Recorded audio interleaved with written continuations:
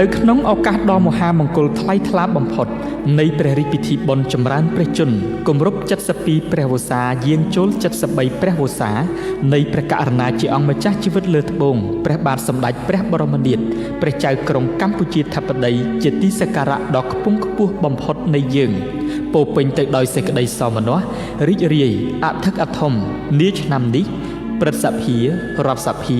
រាជរដ្ឋាភិបាលនិងប្រជារាស្ត្រកម្ពុជាទាំងមូលសូមប្រសិទ្ធពរជ័យសិរីសួស្តីជ័យមង្គលព្រះបរមសុខគ្រប់ប្រការថ្វាយព្រះករុណាជាអង្គម្ចាស់ជីវិតលើត្បូងនិងសូមសម្ដែងនៅសេចក្តីកតញ្ញូតាធម៌ជាអនេកប្បការថ្វាយចំពោះព្រះមហាករុណាធិគុណដ៏ធ្ងន់បំផុតដែលព្រះអង្គបានលះបង់ទាំងព្រះកាយពលព្រះបញ្ញាញាណនិងព្រះរាជទ្រព្យដ៏ឧត្តមឧត្តមបំផុត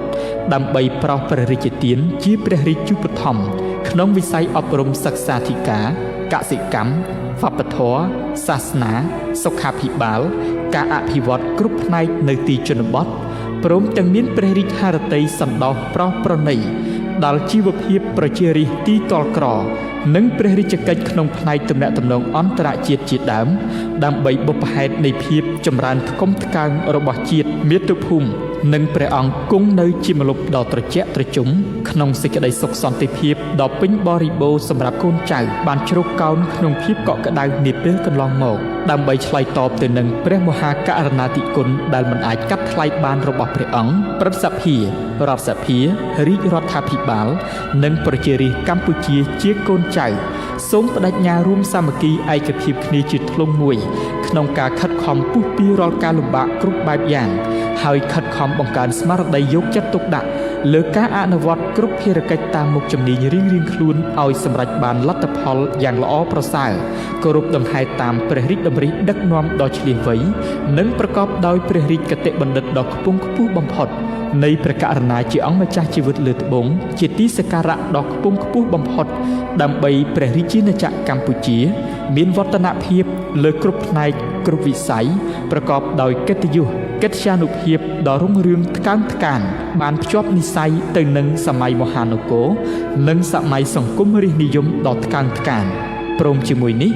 សូមសម្ដែងនៅមនោសញ្ចេតនាស្វាមីភក្តិនិងរីករាយចូលរួមអបអរសាទរយ៉ាងឃ្លាវខ្លាក្នុងព្រះរាជពិធីបុណ្យដ៏មហាវិសេសវិសាលពោពេញដោយជ័យមង្គលនេះនិងសូមបួងសួងដល់គុណបុណ្យព្រះរតនត្រ័យព្រះតេជះបារមីនៃអតីតព្រះមហាក្សត្រព្រះមហាក្សត្រិយានីខ្មែរនិងវត្ថុស័ក្តិសិទ្ធិគ្រប់ព្រះអង្គក្នុងលោកមានឫទ្ធិបារមីទេវតាថែរក្សាព្រះមហាស្វេតិឆ័ត្រទេវតាថែរក្សាព្រះរាជាណាចក្រកម្ពុជាក្នុងឆ្នាំម្សាញ់សប្បដស័កពុទ្ធសករាជ2569ព្រះនាមកោរិកទេវីនិងព្រះឥន្ទព្រះព្រំជាដើមសូមជួយអភិបាលគ្រងរក្សានិងប្រោះព្រំនៅទឹកអម្រិតប្រសិទ្ធពរជ័យបវរមហាប្រសើរថ្វាយព្រះករុណាជាអង្គម្ចាស់ជីវិតលើត្បូងសូមព្រះអង្គបានសំប្រកបនៅព្រះបរមសុខគ្រប់ប្រការ